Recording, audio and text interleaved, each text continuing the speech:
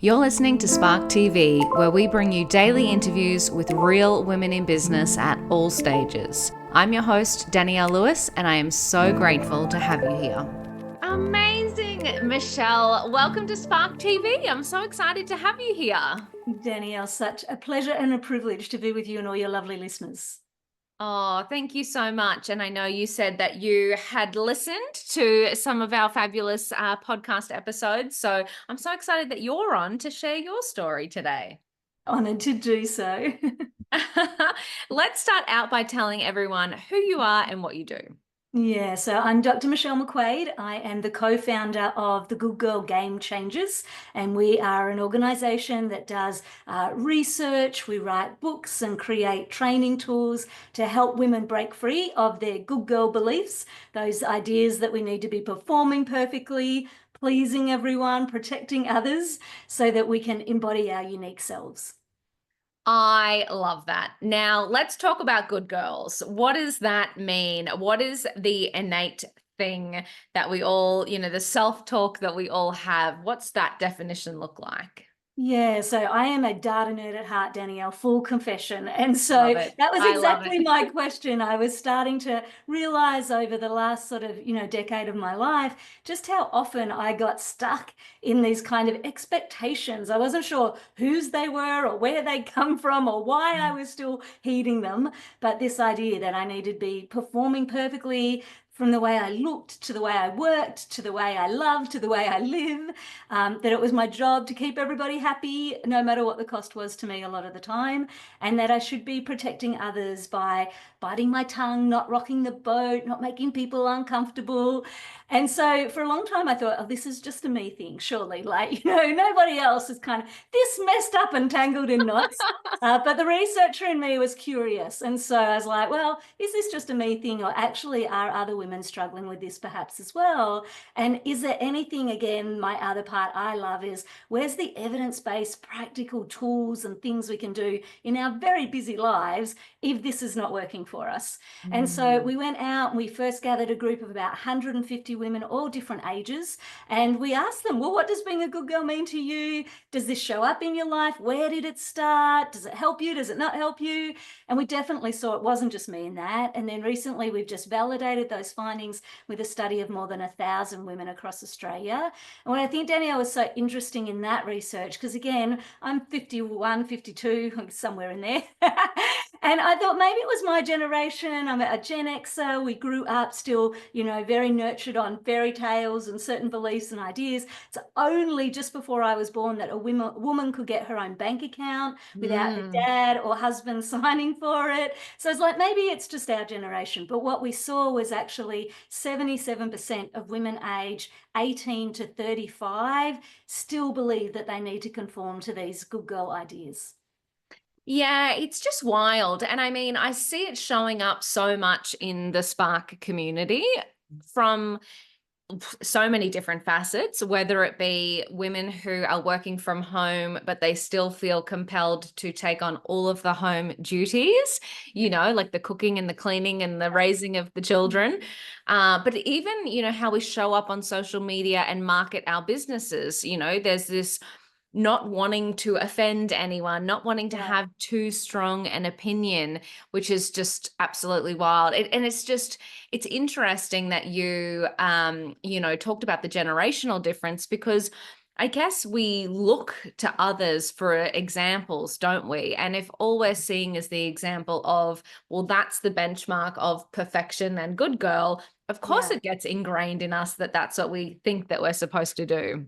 Yeah, absolutely. And we saw this in our research when we talked to women who had felt like, yeah, kind of grew up with some of that, but I threw that off. Like, I broke free of that. Now they used to say, I am uniquely me, or, you be uniquely you, I'll be uniquely me. So just whoever the heck we are and what that looks like for us. The women that had broken through those good girl, we talk about as good girl grooming, because in many ways we are groomed to think that this is how we earn love and this is what keeps us safe, without quite calculating the long-term cost for those behaviors that we found with many of the women. We can talk about that as well if it's useful. But what happened for the women who broke free, exactly to your point, they had role modeling and mentors of other women who were going, You can all think that. In fact, what we saw was it was this kind of set of societal expectations that many of us pick up between the ages of 11 and 14. And then we continue right throughout our lives into our 50s, as I did, before we start going, hang on a second, on whose terms and for whose benefit here am I living my wild and precious life? Yeah, and it's really interesting because I think sometimes it is actually just us in our heads. I remember having this conversation with my husband when I was, about burnt out from cooking the Yeah. nightly dinner. Yeah. And I just went, I feel like because I don't earn as much as you, that I need to carry the weight of some of these extra jobs. And he's like, what the? Yeah.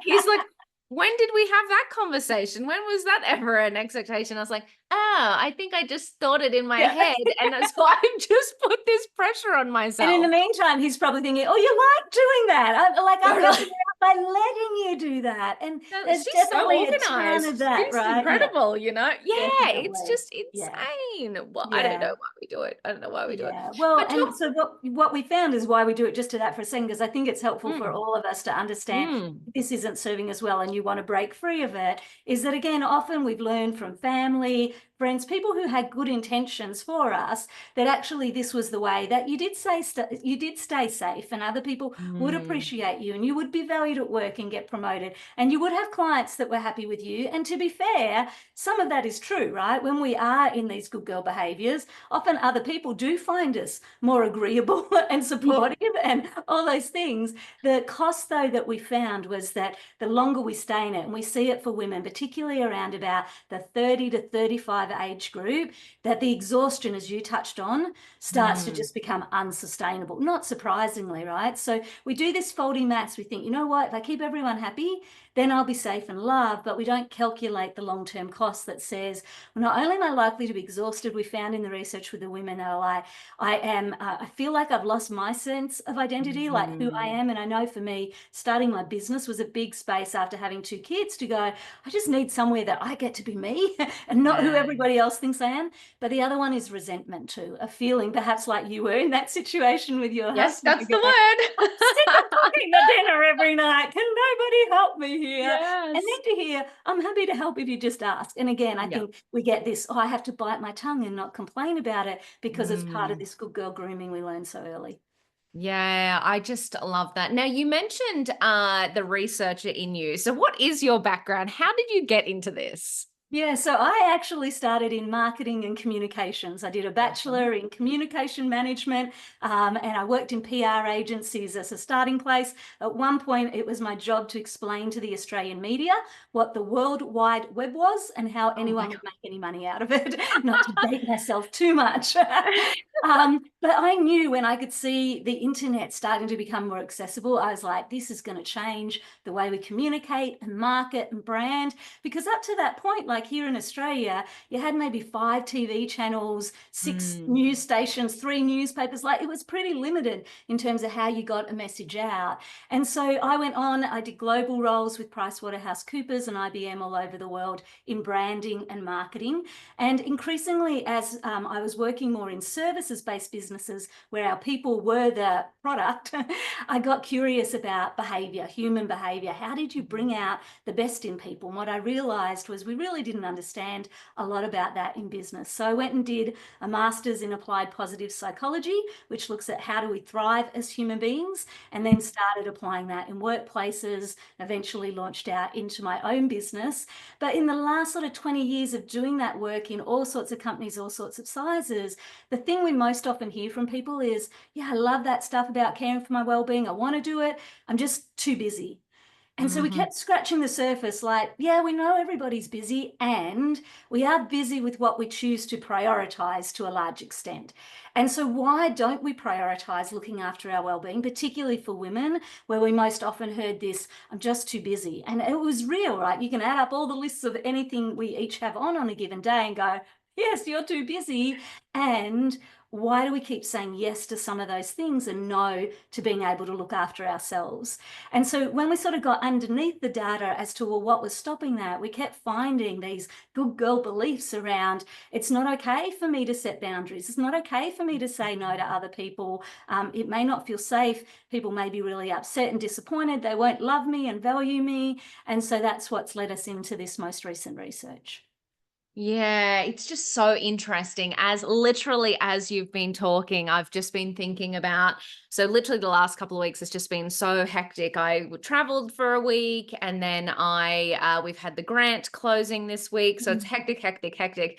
And I literally woke up this morning so tired, and I was like, you know what? You haven't gone for a walk. I try and walk every day and blah, Yeah. blah, blah. Yeah. So you haven't done that. You haven't been drinking your green juicy thing. Like all of Yeah. the things that you try and do to prioritize your energy have just totally fallen by the wayside. And it is interesting as I reflect on that, and like, why would I actually, I have a spider web on me, don't mind me just doing um as I reflect on that, it is, I go back to, and I'm trying to diagnose where that would have come from.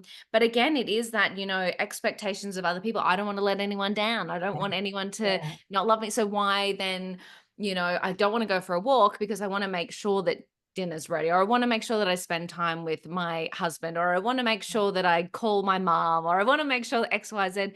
And it is really interesting. You can't pour from an empty cup either. Yeah. And, circling back to your points about that resentment and the loss of identity and all of those things, it's just, we really do have to put ourselves first sometimes. Absolutely. And I think your point around energy is so important. For me, Mm, that was the game changer. It was like, well, if I don't have the energy to be doing all those things for everybody else, then yeah. I am just going to end up in an exhausted mess. And that was definitely my experience of coming right to the edge of burnout and going, this is not sustainable. Life has to look different for this for me. So we found in the Mm. research with the women, besides having role models, there were 3 other skills that help them break free of that cycle if it's not serving you well. Tell And I'm us, all how do about, we get out of is this? it not serving you well? If being a good girl and doing all those things for you is working and that is filling your cup and you're feeling full of energy, absolutely no judgment to that. If, however, you're starting to feel a little worn down, a bit resentful, a bit lost as to who I am in the midst of all of this, then the 3 things that the women taught us was showing self-compassion was a big one. So exactly as you're finding, Danielle, go, this week I haven't had my green juice and I haven't been for my walk. So one of the things we find that's very high for women is that self-judgment, self-criticism, then to beat myself up and go, I'm such a terrible person, I'm never going to be well, I'm not role modeling the things that I tell other women to do, all the stuff that we've all said at some time to ourselves but would never say to anybody else. So Yes. instead of that, trying to be the wise and kind friend to ourselves, we would to anybody else who might say, Danielle, you've been really busy traveling. It's okay to have some periods where we might not get all that done. If this is important to you, what can we do today? Or what could we start tomorrow that gets us back on that track? Let's try again. Yeah. So self-compassion, probably the most underrated, but the most powerful skill for supporting our well-being and energy, because we just leak so much of it in that self-criticism. The second one was secure attachment. And so our listeners might have heard about secure attachment in terms of how you grew up. Did you feel safe with your mum and dad that when they go, they come back for you? Maybe our romantic partners, do we feel securely attached in our romance? There's been lots on social media of that for the last few years. But the newest research looks at secure attachment to ourselves. So do we feel safe with ourselves? Do we feel confident that we will show up for ourselves, that we will advocate for ourselves, that we will not abandon ourselves when things get hard? So beautiful example again with your conversation about the dinner of going, well, could I have advocated for myself there and asked for what I needed before it got to the point where I'm throwing pans in the kitchen? Losing That's it. what you said that you did. Definitely happened in my house. And so when we've got Oh. secure attachment, we're actually able to set those healthy boundaries with other people. We're able to say no. We're able to prioritize some of that self-care that we all need. And then the third skill is around self-leadership. And here we can think about self with a capital S, which is what comes out of the internal family systems research, which has also become quite popular in mainstream conversations the last few years. And internal family systems believes we all have this capital S self, again, a bit like the wisest, kindest version of us. So when we're confident and courageous and curious and creative and compassionate and clear, like all those things you are in your best moment, the good news is that is wired within all of us. It is always there. It exists from the moment we're born. And as we've grown up, often there's some other parts of ourselves that have tried to protect us when we didn't perhaps have the skills or knowledge support we needed. And those protective parts often don't realize now we're grown-ass capable adults who'd rather be that capital S self more of the time. And they're still trying to keep us safe in the ways we did when we were kids. And so these are the parts of us that might, again, bite our tongue because we don't want to upset anybody. It's our job to cook everything, or it's our job to over-prepare because we don't want to be embarrassed in the meeting, or to fear that we're letting people down and they'll be disappointed with us. So the self-leadership is about not getting rid of those parts, but understanding, hey, where might I be holding either trauma with a capital T or lowercase from other lived experiences? And almost like, how do I go back, kind of repair and put that to peace with my capital S self, so that instead of tripping myself up unnecessarily, we're kind of like, it's okay, we got this, we'll figure it out together.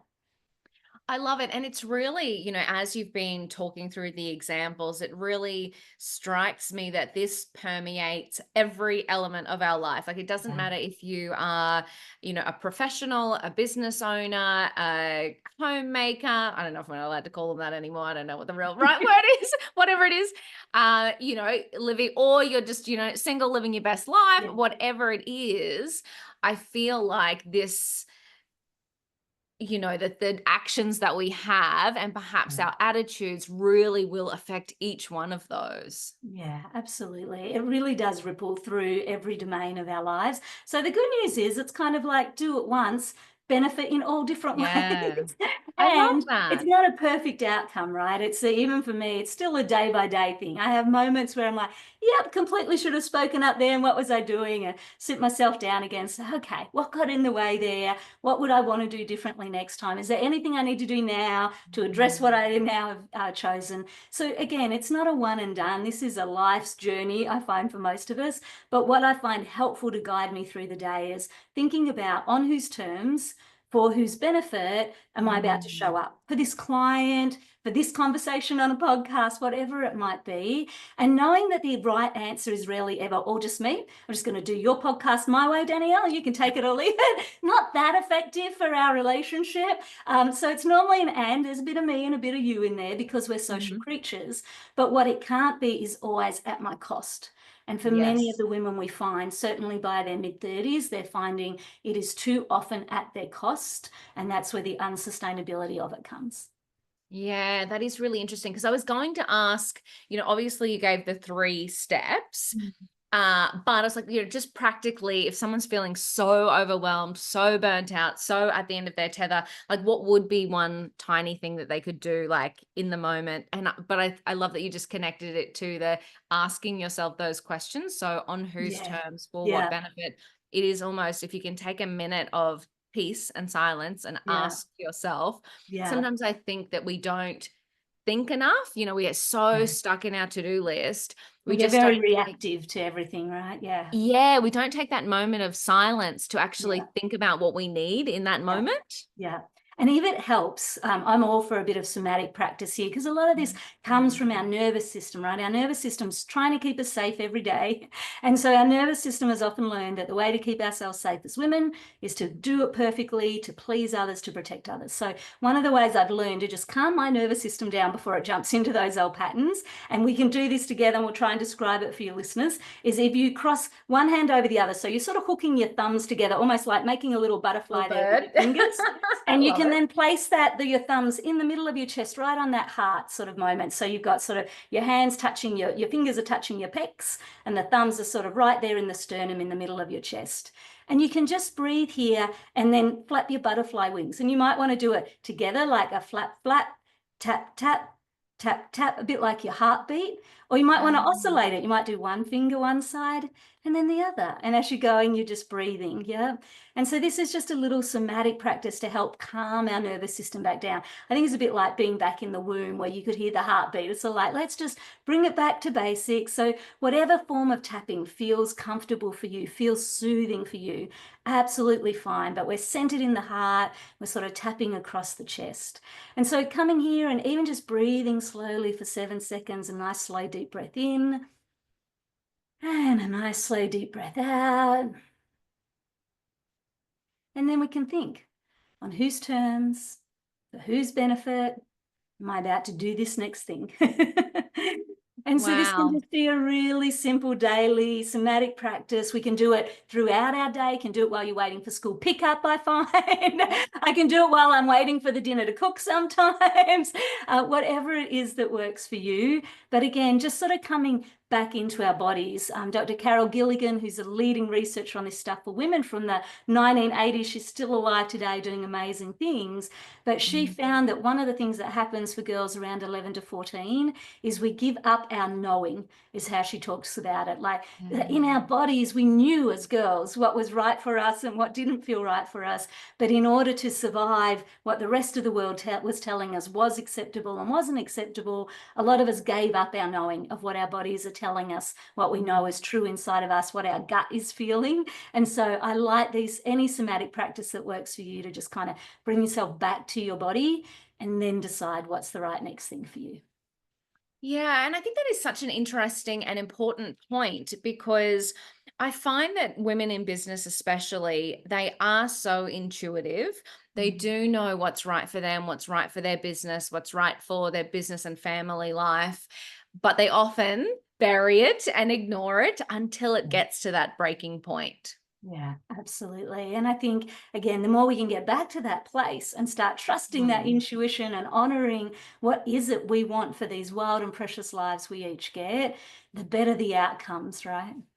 Oh, absolutely. And if anyone is listening to this, hopefully they can see the video version or jump onto YouTube because that was just so beautiful. I feel like I've had a little therapy session slash relax session. So I'm feeling A little fantastic. butterfly hug. I Like it's just know. like, yeah, I'm just gonna flap my little butterfly wings here for a moment. Oh. It feels so I will, delightful every time. and I love it because, I'm a yoga person, so Yeah, breath work is same. often Yeah, included in same. that. But that's something that you can do anywhere, at your desk, as you said, at school, drop off, pick up, whatever it is. Like it's such a beautiful addition to reminding ourselves to stop and breathe. Yeah, and to Mm. trust our knowing, right? That you know it, you've got this, but just to come back to that sense of self with the capital S, that clear, kind, courageous, creative, curious, compassionate part of yourself and go, yeah, I want to come from that center, not from the person that's being pulled in all directions. Absolutely. I love it. I love it. I love it. I love it.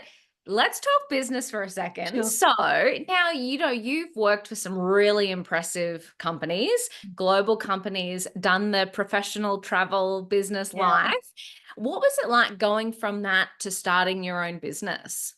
Yeah, so I started in small boutique firms initially when I was doing the PR and that. It was in smaller firms. Then we got bought by bigger ad agencies, so we sort of stepped it up. And then I leapt up to, 70,000 people companies. And my role there as a brand leader was often traveling in and out of 70 countries, 5,000, 10,000 people teams. I was often the youngest youngest person in the room and the only Mm. woman. So those days were kind of wild, I have to be honest. And then also, again, I was in my mid-30s when I was starting to burn out. I had a son who was a son, yeah, who was 4.5, new baby. I was coming back from mat leave and I was just like, I don't buy into this anymore. Like Yeah. looking at my diary full of meetings and I'm like, why am I doing this? And again, really like for who, on whose terms, for whose benefit, other than bringing the paycheck home for my family. I'd seen enough big organizational change and ridiculousness at that point that I was like, Mm. this is kind of insane. I don't want this to be the sum total personally for me in the roles I was in of my life. And so I Yeah. was very fortunate and I was with PricewaterhouseCoopers at the time when I launched my my own business, they agreed to be my first client. So I had a little bridge off there, and I was forever grateful for that. But yes, I went from having a big company with an assistant and an endless budget and all that to having nothing but me, and I was wearing all of the hats. And so, despite having a lot of business experience at that time, I nearly bankrupted myself in the first 6 months because I spread myself too thin. I was trying to do too much too soon and not just focusing on where was the core money coming in.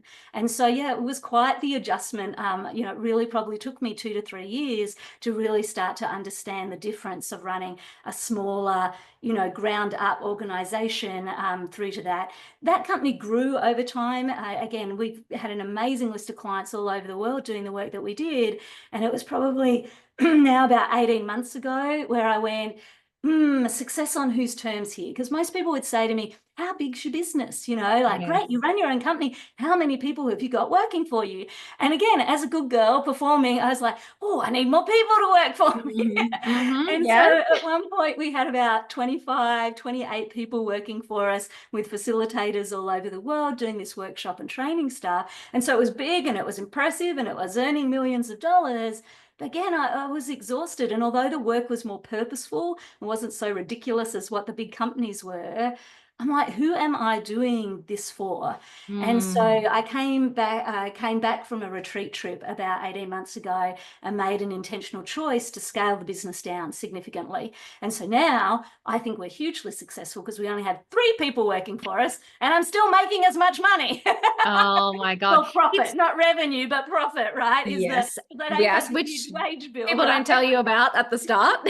Exactly. But not only that, it allowed me to scale back that part of the business so I could do more of this Good Girl Game Changers research, which has been more of a passion project. And I don't know where that'll grow into a business or not, or whether it's just been this stage. We've just released 2 new books around the Perfectly Imperfect Little Girl and the Perfectly Imperfect Women's Journal. And so that was what I knew I wanted space to do. So for me, that feels like more success than anything else I did, because I feel like it is on my terms for my benefit and I'm not trying to tick somebody else's markers of success.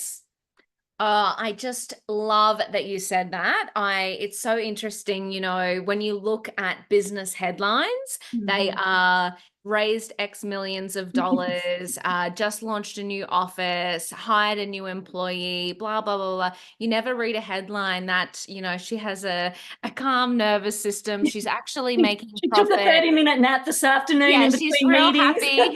She wakes up and loves what she does. That's not making headlines. She looks at the wage bill for the month and go, I've got this. I've got this. Oh my God, I know. But isn't it wild? It goes back to exactly what you were saying, that we look at these markers of success and that it's on other people's terms. And we do get to this stage where we're like, oh my God, what trap did I build for myself in business? Yeah.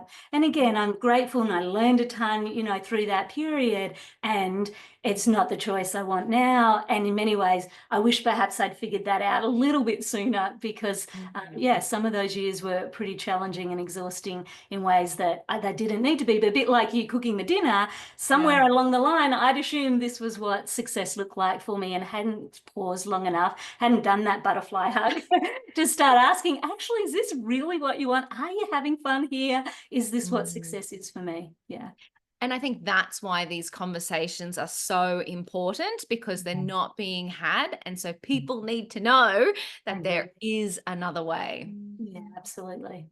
Oh my God, incredible. I could talk to you all day. I could have this therapy session all day. Always happy to come back for more, Dania. I love it. I love it. I love to wrap these podcasts with one last piece of advice. So, reflecting on your time in business, what would be a piece of advice that you would give to another woman on her business journey? Just because you can doesn't mean you should. Yes. Just because you can doesn't mean you should. And that for me was really the key of going, I could build a whole empire. That doesn't mean I should, if that's not actually what is joyfully lighting me up and where I best want to put my energy each day. Oh my God. You are absolutely incredible, Michelle. Thank you so much for sharing your time and wisdom with the Spark community. That was a joy. Right back at you. Thanks so much for having me. That wraps another episode of Spark TV. Shout out to Spark TV sponsor IP Australia for their amazing support of the Spark podcast and women in business. And if no one tells you today, you've got this.